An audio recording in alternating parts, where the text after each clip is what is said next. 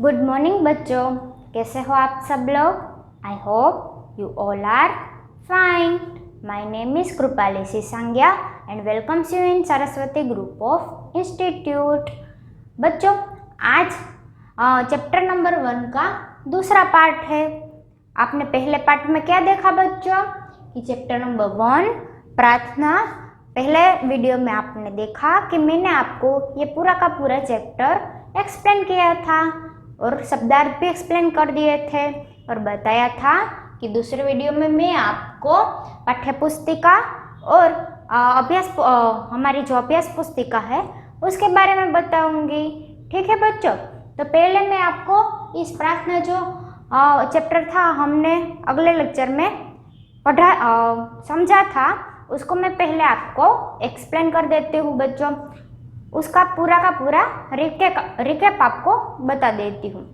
इस चैप्टर में हमने देखा था कि हम भगवान को प्रार्थना करते हैं और उसको हम बताते हैं कि भगवान हमें अच्छे रास्ते पर चलने की समझ देना, हमारे मार्ग में जो भी विकट परिस्थिति आती है उसको आप दूर कर देना।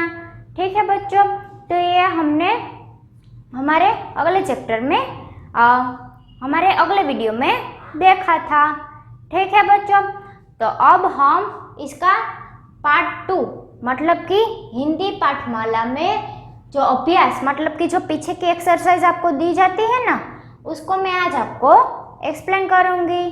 ठीक है बच्चों, तो आप अपने हिंदी की पाठमाला में देखेंगे तो यहाँ पे आपको 2 क्वेश्चन दिखाई देंगे कि बोलने की बारी और लिखने की बारी।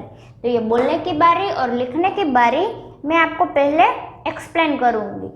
ये दोनों के यहाँ पे आपको एक चित्र दिखाई दे रहा है, उसमें से देख कर आपको अपनी CW में लिखना है। ठीक है बच्चों, ये किस में लिखना है? CW में।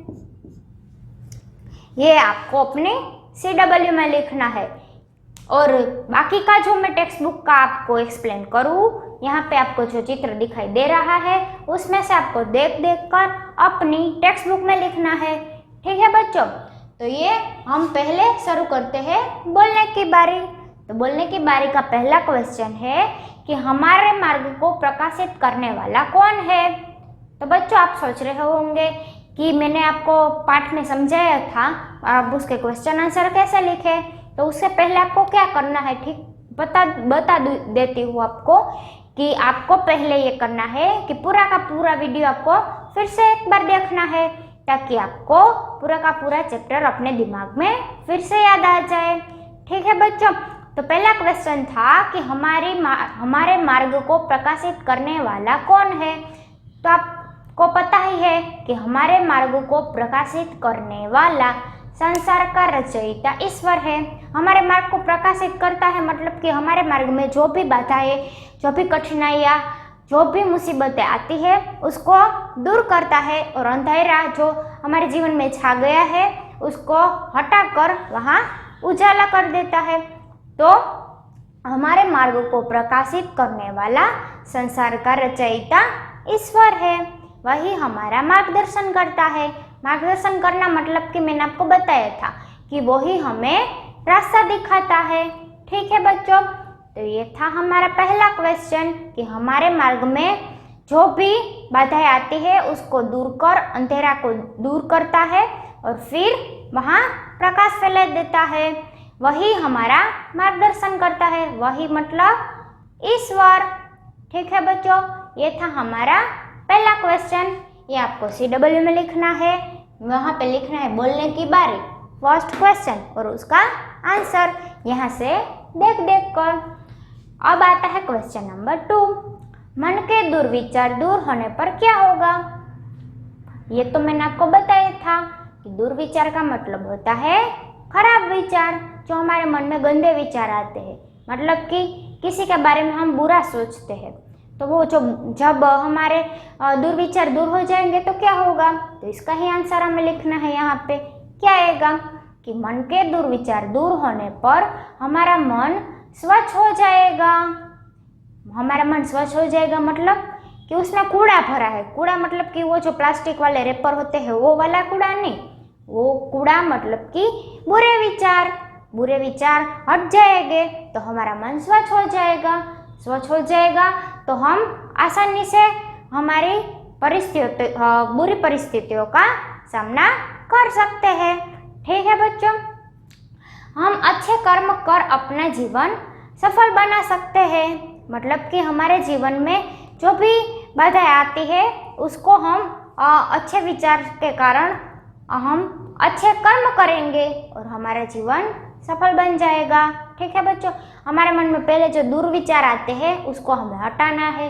हट जाएंगे तो हमारा मन स्वच्छ हो जाएगा तो उसके कारण हमारे कर्म मतलब कि जो काम हम पूरे दिन करते हैं, किसी का हमारे हाथों बुरा भी हो जाता है अच्छा भी हो जाता है, मतलब पूरा का पूरा के दिन का जो काम हम करते हैं उसको हम कर्म कहते हैं। अच्छे हो चाहे बुरे हो उसका फल हमें भुगतना पड़ता है।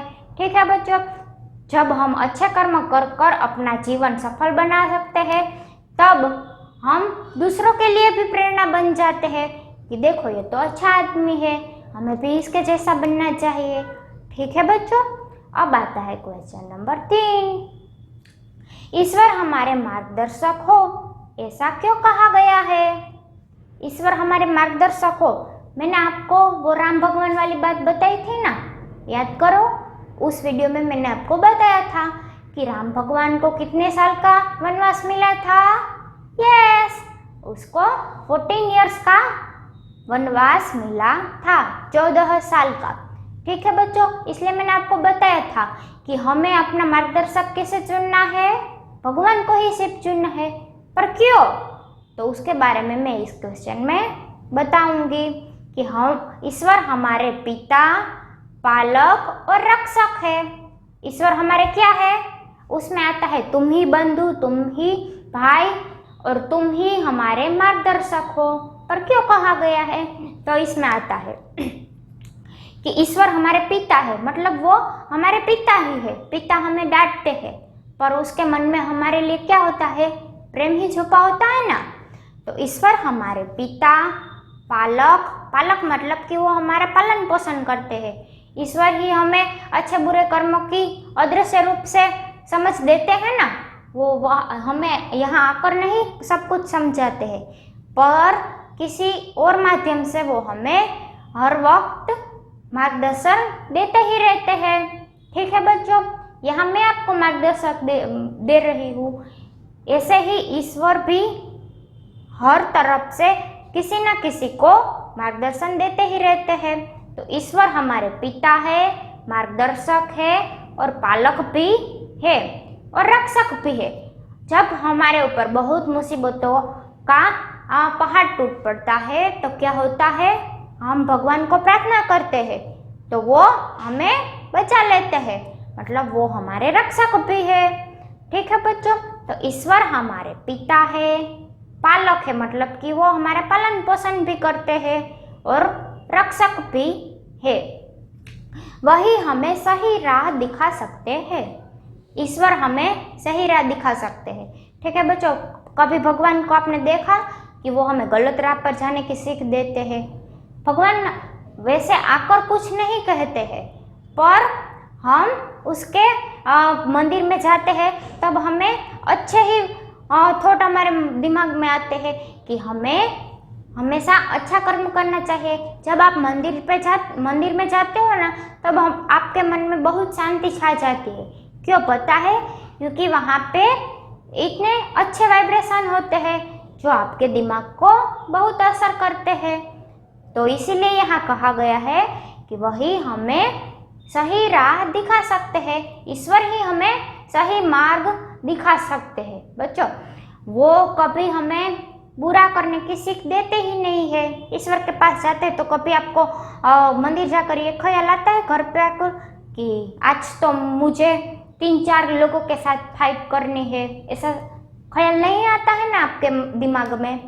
तो यही बात है कि वो ही हमें जीवन में सही राह दिखा सकते हैं जिस पर चलकर हम जीवन में सफलता प्राप्त कर सकते हैं। हमारे मन में अच्छे विचार आए तो इसीलिए हम अपने जीवन में आगे सफलता प्राप्त कर सकते हैं। ठीक है बच्चों, तो ये था हमारे ये थे हमारे बोलने की बारी के तीन क्वेश्चन आंसर। इसको आपको पहले पूरा पढ़ना है, फिर समझना है, फिर यहाँ से देखकर आपको अपनी CW में लिखना है। वो भी कैसे? यस, गुड राइटिंग के साथ। अब आता है क्वेश्चन नंबर 2, लिखने की बारी। लिखने की बारी भी आपको CW में ही लिखने हैं। ठीक है बच्चों, यहाँ पे लिखा, ये 3 क्वेश्चन आंसर समाप्त हो जाते हैं। बाद में आपको क्या करना है, यहाँ पे आपको लिखने की बारी लिखना है। फिर आपको वो 3 क्वेश्चन आंसर जो यहाँ पे 4 क्वेश्चन आंसर दिए गए हैं वो भी आपको लिखने हैं। तो उसमें पहला क्वेश्चन है कि ईश्वर के पथ अलौकिक करने के लिए क्यों कहा गया है कि ईश्वर को पथ अलौकिक। अलौकिक का मतलब मैंने आपको समझाया था, अलौकिक मतलब कि प्रकाशित करना। ईश्वर को क्यों कहा गया है कि वो हमारा मार्ग प्रकाशित करे। मार्ग को प्रकाशित करना मतलब कि हमारे मार्ग में जो अंधेरा छा गया है उसको हटाकर वहाँ पे उजाला कर। ऐसा नहीं कि वहाँ रात हो गई है, हमारे जीवन में रात हो गई है, ऐसा नहीं कहा गया, पर जो अंधकार रूपी हमारे जीवन में मुश्किलें आ गई है उसको हटाकर वहाँ पे उजाला करना है। उजाला करना है मतलब कि नई राह दिखानी है हमें। तो वही आता है इस क्वेश्चन का आंसर में कि ईश्वर हम सबके पिता है, वही हमें सही राह भी दिखा सकते हैं। ईश्वर तो हमारे पिता है, वही हमें अच्छी राह और सही राह दिखा सकते हैं, हमारा मार्गदर्शन भी कर सकते हैं। ईश्वर ही हमें मार्गदर्शन भी देते हैं और हमें सद्गुणों का विकास भी कर सकते हैं। सद्गुणों का विकास करना मतलब कि हम में अच्छे गुण आए, हम बड़ों का मान सम्मान करें, उसकी रिस्पेक्ट रखें, किसी के सामने तुच्छ बर्तन ना रखें, सभी के साथ प्रेम भरा व्यवहार करें। वो सद्गुणों का विकास हमें कहाँ से आएगा? भगवान से। तो यही कह रहे हैं कि हम में सद्गुणों का विकास ईश्वर से ही होता है, इसीलिए उन्हीं से हमारा पथ प्रकाशित करने की प्रार्थना की गई है। मतलब इससे सभी चीज़ें हम ईश्वर से ही ले रहे हैं। तो यह कहा गया है कि उन्हीं से हमारा पथ प्रकाशित करने की प्रार्थना की गई है। हम ईश्वर को कह रहे हैं कि आप ही हमारे मार्गदर्शक बनो, आप ही के कारण हमारा पूरा जीवन प्रकाशित होना चाहिए। तो ये था हमारा फर्स्ट क्वेश्चन। पूरा का पूरा एक बार आपने सुन लिया, आपको समझना है तो फिर आपको पहले पढ़ना है, बाद में लिखना है, आपको आसानी से याद रह जाएगा। अब आता है क्वेश्चन नंबर 2, चेतन से कवि का क्या संकेत है और किन की ओर है? पहले आपको याद करना चाहिए चेतन। तो चेतन का मतलब क्या होता है? सजीव। जड़ और चेतन वाला वर्ड आता था ना, वो दोनों साथ में। जड़ का मतलब था निर्जीव और चेतन का मतलब था सजीव। तो सजीव से आपके दिमाग में 50% लाइट हो जाती है कि सजीव, तो यहाँ पे कुछ सजीव वाली बात की होगी। फिर पूरा क्वेश्चन पढ़ो कि चेतन से कवि का संकेत किसकी ओर है? किसकी ओर है वो तो पता चल गया कि वो सजीव की ओर है, पर क्यों है तो वो आपको समझना पड़ेगा कि चेतन का शाब्दिक अर्थ है कि सजीव। चेतन का शाब्दिक अर्थ का मतलब है, उसके शब्द का मीनिंग अर्थ है सजीव। चेतन तो सजीव अर्थात जिनमें चेतना हो, जिसमें जीव हो। हम सब में जीव है, हम बोल चल सकते हैं, हिल सकते हैं, उठ बैठ सकते हैं, सो सकते हैं, फिर जाग सकते हैं, अपने से सब कुछ कर सकते हैं, इसलिए कि हमें चेतना है। सो हम क्या हुए? सजीव हुए।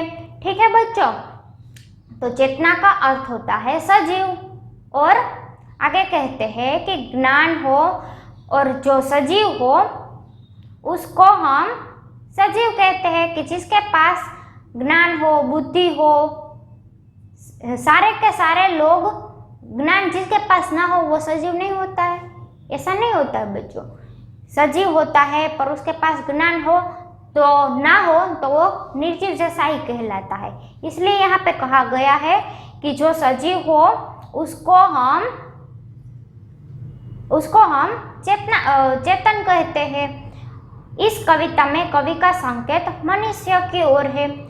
चेतना का अर्थ समझाना है। चेतना का मतलब सजीव। सजीव मतलब कि जिसमें चेतना हो। फिर आपको कहना है कि सजीव मतलब कि इस काव्य में कवि का संकेत इस मनुष्य की ओर किया गया है। मनुष्य मतलब कि सजीव। ये संकेत कहाँ पे किसकी ओर किया गया है? हमारी ओर, मतलब कि हम मनुष्य है। तो यहाँ पे आपको लिखना है कि चेतन का शाब्दिक अर्थ चेतना यानी कि सजीव होता है। ठीक है, और बाद में लिखना है कि इस कविता में कवि का संकेत मनुष्य की ओर दिया गया है। ठीक है बच्चों, तो ये था हमारा दूसरा क्वेश्चन।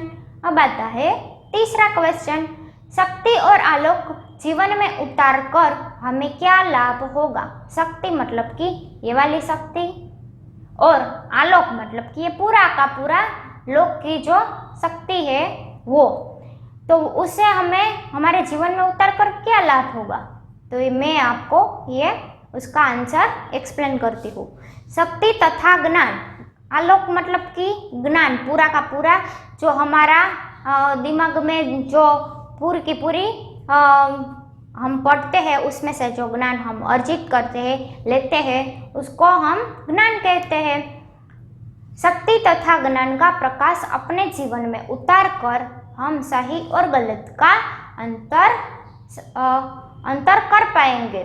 कि शक्ति तथा ज्ञान का प्रकाश अपने जीवन में उतार कर, शक्ति और ज्ञान के प्रकाश को हम जीवन में उतारेंगे तभी हम सही और गलत का अंतर, मतलब कि सही क्या है गलत क्या है, वो सब हम समझ पाएंगे। अपने में सद्गुणों का विकास कर जीवन में सफलता प्राप्त कर सकेंगे। हमारे अंदर जब सब सद्गुणों का विकास हो जाएगा तब हम अपने जीवन में और प्रगति करेंगे। ठीक है बच्चों, तो ये था हमारा तीसरा क्वेश्चन। अब आता है क्वेश्चन नंबर 4। ये क्वेश्चन थोड़े बड़े बड़े हैं, आपको उसको फिर पहले समझना है, बाद में ही लिखना है। ऐसे ही लिख दोगे तो कुछ समझ में नहीं आएगा, बाद में आप एग्जाम में लिख नहीं पाओगे। तो ठीक है बच्चों, पहले आपको क्या करना है, पहले आपको पूरा का पूरा पढ़ना है, फिर लिखना है। लिखने के बाद भी पढ़ोगे तो पूरा का पूरा तभी के तभी याद रह जाएगा। अब आएगा चौथा, इस कविता का मुख्य भाव एक अनुच्छेद में लिखिए। इस पूरी की पूरी कविता को आपको अपने शब्द में लिखना है। ठीक है बच्चों, यहाँ पे तो मैंने आपको दिया है, पर आप पहले अपने दिमाग में सोचो, फिर याद करके अपनी रफ बुक में लिखना। रफ बुक में लिखना, फिर देखना कि रफ बुक में और CW में जो लिखा है उसमें क्या अंतर है। तो पहले मैं आपको CW में क्या लिखना है वो बताती हूँ। इस कविता द्वारा कवि हमें यह समझाना चाहते हैं कि हमें ईश्वर से सदा यह प्रार्थना करनी चाहिए। हमें ईश्वर से क्या प्रार्थना करनी चाहिए कि हमारे मार्ग को प्रकाशित कर कर हमें नहीं राह दिखाए। यह जो सजीव, वह तो सजीव और निर्जीव सभी के स्वामी है और पालक भी है और रक्षक भी है। पहले हमें भगवान को यह प्रार्थना करनी है कि हमारा मार्ग प्रकाशित करो, क्योंकि आप तो सजीव और निर्जीव दोनों के स्वामी हो, पालक भी हो और हमारे रक्षक भी हो। ईश्वर हमारे मन से बुरे विचार दूर कर हमारे मन में सुविचार डाले। सुविचार मतलब कि अच्छे विचार। सु का मतलब होता है अच्छा और दूर का मतलब कि खराब, गंदा। दुर्विचारों को दूर करो और सुविचार मतलब कि अच्छे विचारों को हमारे मन में भर दो। तो हमें यह भी कहना है कि हमारे मन में अच्छे विचारों का संचार हो। ईश्वर हमारे मन में अच्छे विचार दे, हमें शक्ति दे, ताकि हम जीवन में सही राह पर चलकर सफलता प्राप्त करें। हमारे मन में अच्छे विचार आएंगे तो हम सफलता प्राप्त करने के लिए तैयार हो जाएंगे, हम सफलता आसानी से प्राप्त कर लेंगे। पिता परमेश्वर से हमारी यही प्रार्थना है कि हम उनसे ज्ञान का प्रकाश पाकर तन मन को स्वच्छ बना ले। हम अपने परमेश्वर को यही प्रार्थना करते हैं कि हम केवल आप ही के बच्चे हैं और हम आपको ही मार्गदर्शक बनाना चाहते हैं। तो आपको हमें ज्ञान देना है ताकि हमारा तन और मन स्वच्छ बन जाए। ठीक है बच्चों, तो ये थी हमारी बोलने की बारी और लिखने की बारी। अब आता है पाठ्य पुस्तिका में क्वेश्चन नंबर 5। सही वाक्यांश चुनकर उसके सामने राइट का चिन्ह लगाना है। तो मैं यहाँ पे पहले आपको पढ़कर सुनाती हूँ। यहाँ पे आपको मैंने एक पिक्चर भी दिया गया है। ये चित्र को देखकर आपको उसमें अपनी पाठ्य पुस्तिका में करना है, पूरना है। ठीक है बच्चों। तो पहला आता है कि कवि स्वच्छ दृष्टि की मांग क्यों कर रहे हैं।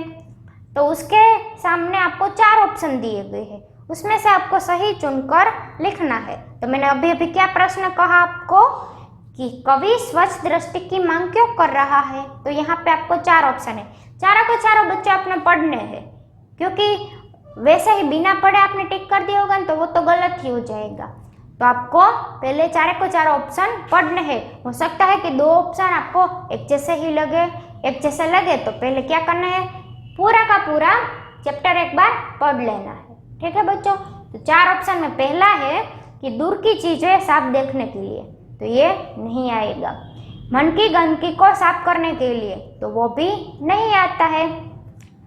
और आता है सबको एक नज़र से देखने के लिए, तो वो आता है। सबको एक नज़र से, सबको एक तरीके से देखने के लिए स्वच्छ दृष्टि की मांग करते हैं। तो बच्चों ये तीसरा ऑप्शन तो आ जाता है। तो यहाँ पे आपको राइट करना है।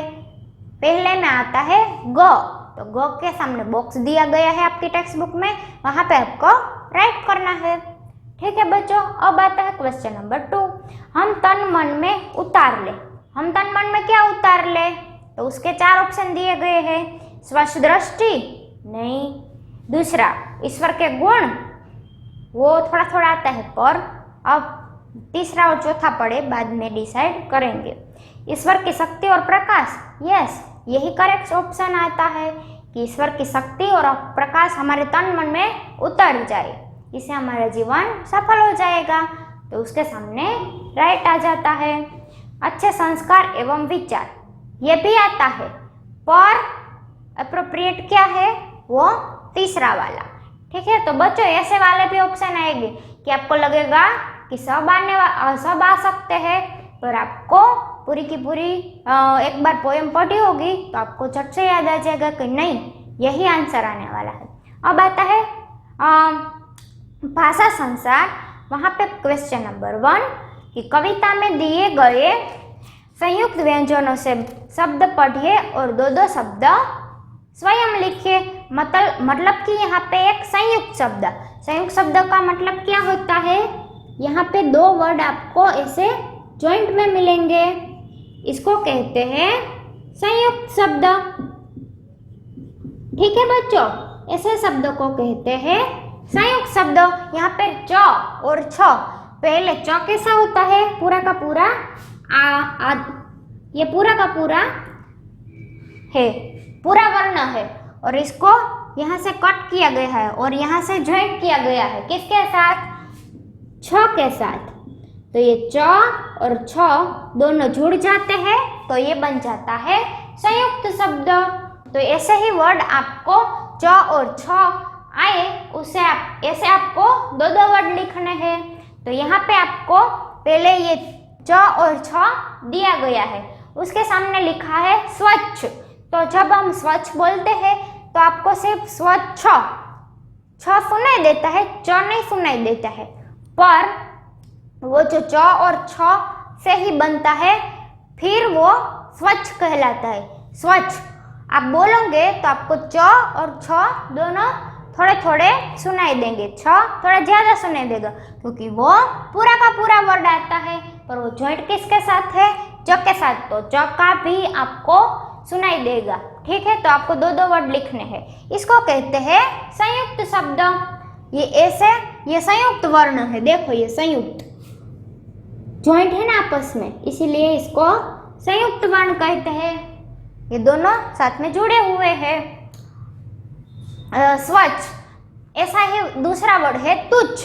तुच्छ में भी ऐसा ही होता है बच्चों, यहाँ पे हम लिखते हैं तुच्छ। तो ये च और छ आपस में जुड़ जाते हैं, तो ऐसा ही आता है तुच्छ। और दूसरा आता है कच्छ। ये कच्छ में भी ऐसा ही हुआ, देखो बच्चों कि ये च और छ दोनों आपस में जुड़ गए हैं। तुच्छ, कच्छ और यहाँ पे तो हमको दिया ही गया था कि स्वच्छ। ठीक है बच्चों, तो ऐसा ही वर्ड हमने बनाया, तुच्छ और कच्छ। ऐसे ही वर्ड यहाँ पे आपको दिए गए होंगे, यहाँ से देखकर आपको ब्लैंक प्लेस में लिखने हैं।